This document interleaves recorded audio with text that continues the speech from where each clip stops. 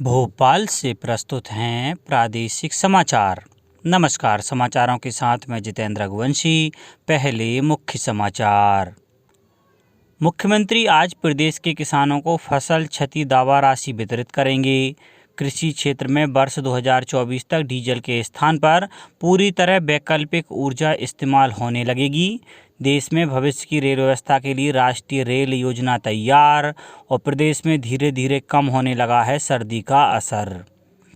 अब समाचार विस्तार से। प्रदेश के किसानों को आज खरीफ और रबी के 49 लाख क्षति दावों का भुगतान किया जाएगा। मुख्यमंत्री शिवराज सिंह चौहान प्रधानमंत्री फसल बीमा योजना के तहत प्रदेश के किसानों को फसल क्षति दावा राशि वितरित करेंगे। कार्यक्रम बैतूल के न्यू बैतूल स्कूल ग्राउंड कोठी बाजार में आयोजित किया जाएगा। यहां से मुख्यमंत्री सिंगल क्लिक से खातों में राशि का अंतरण करेंगे। खरीफ 2020 और रबी 2020-21 के दावों का भुगतान किया जाएगा। कार्यक्रम में किसान कल्याण तथा कृषि विकास मंत्री कमल पटेल भी उपस्थित रहेंगे। इस अवसर पर मुख्यमंत्री श्री चौहान बैतूल में जिला स्तरीय कार्यों का लोकार्पण और शिलान्यास भी करेंगे। कार्यक्रम का लाइव प्रसारण DDMP क्षेत्रीय चैनल आकाशवाणी के साथ CM मध्य प्रदेश जनसंपर्क और कृषि विभाग के फेसबुक, ट्विटर और यूट्यूब पर किया जाएगा। केंद्रीय ऊर्जा मंत्री RK सिंह ने कहा है कि देश 2024 तक कृषि क्षेत्र में डीजल के स्थान पर नवीकरणीय ऊर्जा के 100% इस्तेमाल का लक्ष्य हासिल कर लेगा।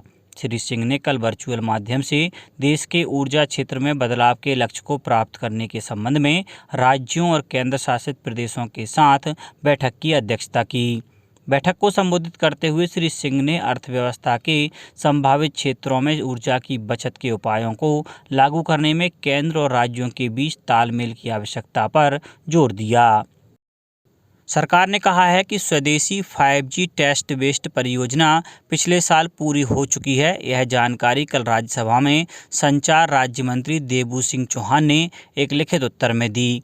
उन्होंने कहा कि 5G परीक्षण से शिक्षा जगत और उद्योग क्षेत्र को अपने उत्पादों, प्रोटोटाइप और गणित के सवालों को हल करने में काफ़ी मदद मिलेगी।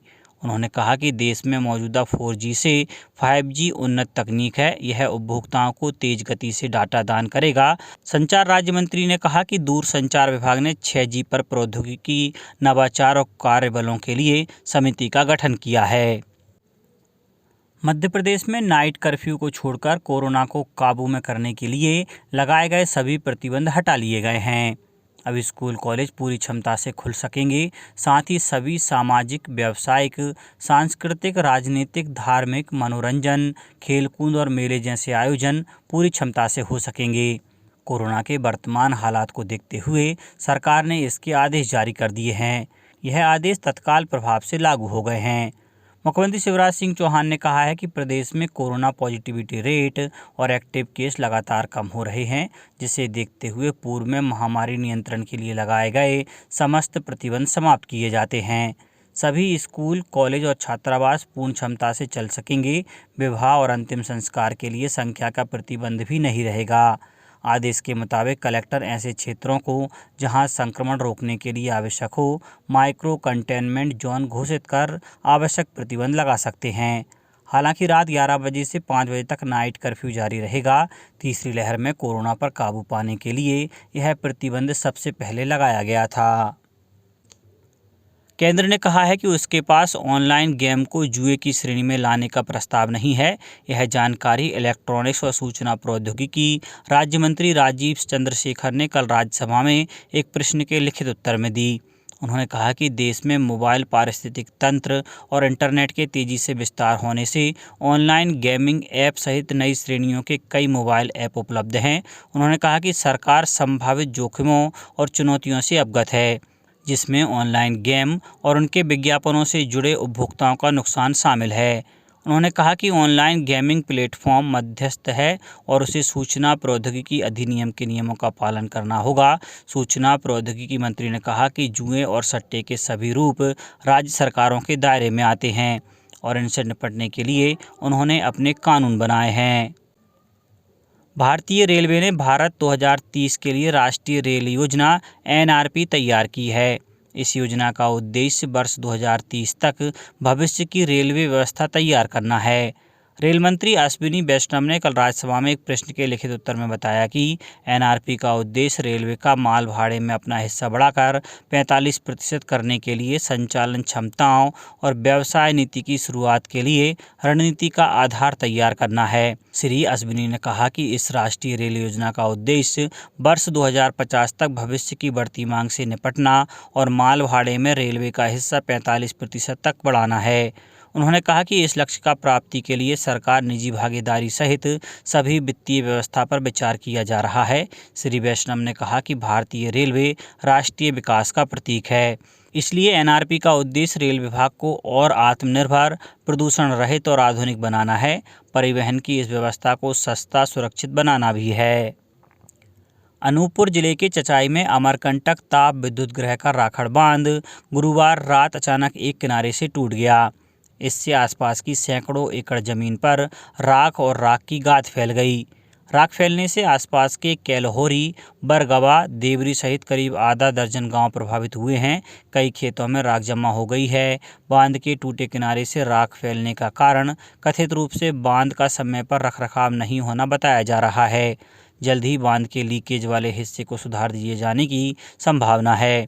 गौरतलब है कि अमरकंटक थर्मल पावर प्लांट की 210 मेगावाट की क्षमता है, जहां प्रतिदिन 3500 से 4000 टन कोयले की खपत होती है। इतनी बड़ी मात्रा में कोयले के दहन के बाद उसकी राख पानी के साथ बहकर इसी राखड़ बांध में इकट्ठा की जाती है। यह बांध चचाई से करीब 5 किलोमीटर दूर ग्राम कैलहोरी में है। पशुपालन एवं डेयरी मंत्री प्रेम सिंह पटेल आज इटारसी के कीरतपुर में नेशनल कामधेनु ब्रीडिंग सेंटर का लोकार्पण करेंगे। मध्य प्रदेश राज्य पशुधन एवं कुक्कुट विकास निगम के अध्यक्ष जसवंत जाटव की अध्यक्षता में होने वाले कार्यक्रम में विशिष्ट अतिथि के रूप में पूर्व विधानसभा अध्यक्ष एवं विधायक डॉक्टर सीता शरण शर्मा, सांसद उदय प्रताप सिंह, विधायक प्रेम शंकर वर्मा और अपर मुख्य सचिव पशुपालन एवं डेयरी JN कंसोटिया मौजूद रहेंगे। अब कुछ समाचार खेल जगत से।